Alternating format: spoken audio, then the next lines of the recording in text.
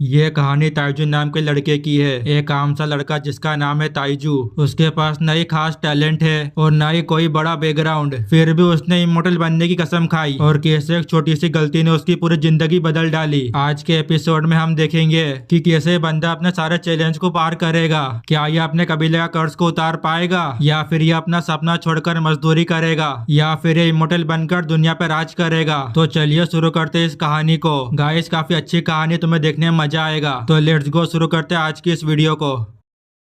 Episode की शुरुआत में हमें हजारों साल पहले का सीन दिखाया जाता है। फिर हमें एक लेजेंडरी फाइट देखने को मिलती है। See to the heaven defined bead. ये ऐसी चीज नहीं है जिसकी तुम्हें लालच करनी चाहिए। वो बंदा कहता है बकवास मत करो, अगर तुम सभी लड़ सकते हो तो मैं क्यों नहीं कर सकता।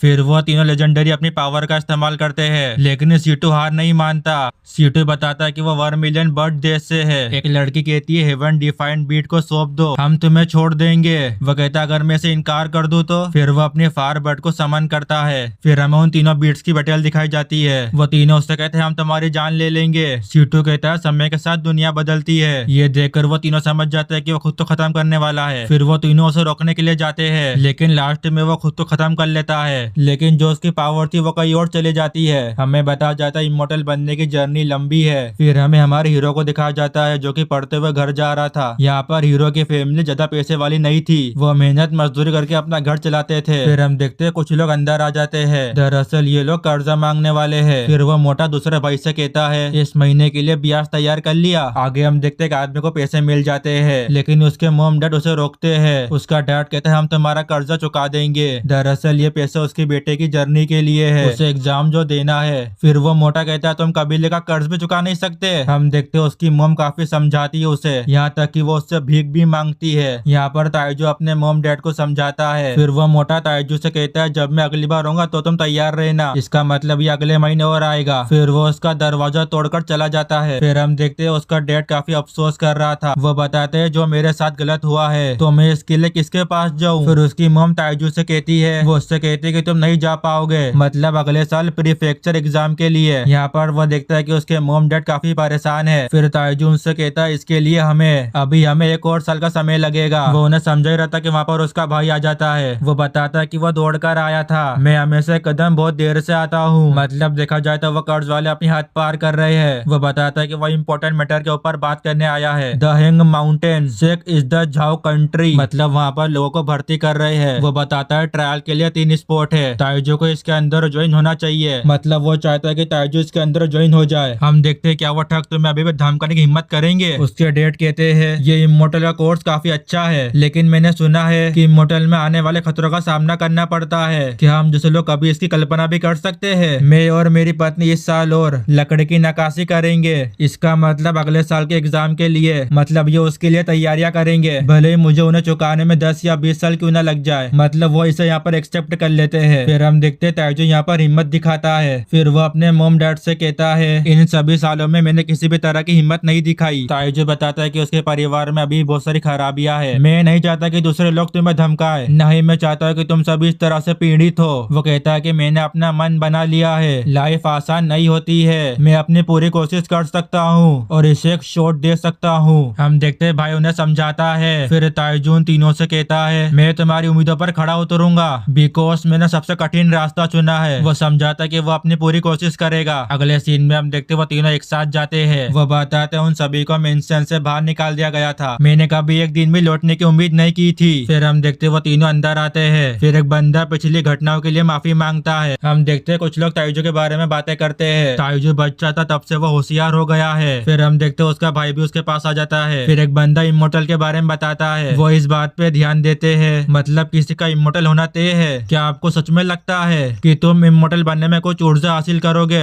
हम देखते हैं वहाँ पर वो कर्ज वाला भी था। इसके बाद वहाँ पर एक आदमी अपनी एंट्री मारता है। कोई कहता क्या वो इमोर्टल है। फिर हम देखते हैं वो सभी लोग उसकी रिस्पेक्ट करते हैं। वो आदमी कहता क्या तुम वांग जुओ हो। फिर वो तीनों अपने अपने नाम बताते हैं। फिर इमोर्टल अपनी पावर का इस्तेमाल करके उन्हें कुछ देता है, मतलब जिसके ऊपर ये खड़े होकर उड़ सकते हैं। ताइजू अपने मॉम डैड को अलविदा कहने की अनुमति मांगता है। फिर वो अपने मॉम डैड के पास जाता है। वो बताता है कि वो अपना बेस्ट देगा इस ट्रायल के लिए, तुम घर पे अपना ख्याल रखना। उसकी मॉम उससे कहती है भले तुम सेलेक्ट न हो पाओ, बस तुम सेफली वापस आ जाओ, तुम अभी भी हमारे पास ही रहोगे। ताइजू उनसे कहता है चिंता मत करो। फिर वो वहाँ से चला जाता है। फिर वो चारों अपनी मंजिल की तरफ आगे बढ़ते हैं। फिर हमें माउंटेन दिखाए जाते हैं, हमें बड़ी मछलियाँ दिखाई जाती है, यहाँ तक कि हमें ड्रैगन भी दिखाया जाता है। हम देखते हैं वो अपने गोल तक पहुँच जाते हैं, लेकिन वहाँ पर कई सारा फोक था। एक बंदा कहता है क्या तुम्हें लगता है कि कोई भी उस इमोर्टल द्वार को ढूंढ सकता है? फिर हमें दिखा जाता है वहाँ पर कई सारे लोग थे, मतलब ये भी ट्रायल के लिए ही आए हैं। हम देखते हैं वहाँ पर 3 इमोर्टल और थे। फिर एक आदमी कहता है द लीडर ऑफ द हिंग माउंटेन, हो सकता है कि वो बड़ा यहाँ का लीडर हो। हमारा हिंग माउंटेन हमेशा से रहा है, आप सभी को सेलेक्ट किया जाएगा। इमोर्टल बनने के लिए टैलेंट काफी जरूरी है। फर्स्ट राउंड होगा द स्पिरिचुअल रूट्स एग्जामिनेशन। फिर हम देखते वो सभी को चेक करने लग जाते हैं। हम देखते हैं लोग यहाँ पर हैरान हो रहे थे क्योंकि बहुत कम लोग थे जो कि सेलेक्ट हो रहे थे। फिर हम देखते हैं ताइजू के भाई की बारी आती है। हम देखते हैं वो ने मस्का लगा रहा था। फिर इमोर्टल उसे चेक करता है, वो कहता है तुम सच में बुद्धिमान हो। इसके बाद वो लेकिन बोलता है। हम देखते हैं वो ने फटाक से रिश्वत दे देता है। वो 300 साल पुरानी लिंगजी है, उसे उसके डैड को पहाड़ पर मिली थी, मैं इसे घर से लाया था इसे आपको देने के लिए। इमोर्टल उन सभी से कहता है कि गोले को रिफाइल करने के लिए उसके पास एक बंदे की कमी है, क्या आप ऐसा करने के लिए तैयार है? इस पे वो हाँ कहता है और इसी के साथ वो सेलेक्ट हो जाता है। फिर हम देखते हैं ताइजू की बारी आती है। फिर वह बंदा ताइजू को चेक करता है, फिर वो उसे रिजेक्ट कर देता है। यहाँ पर ताइजू को कई सारी बातें याद आती है, जैसा कि उस मोटे ने कहा था तुम कबीले से अपना कर्ज भी चुका नहीं सकते।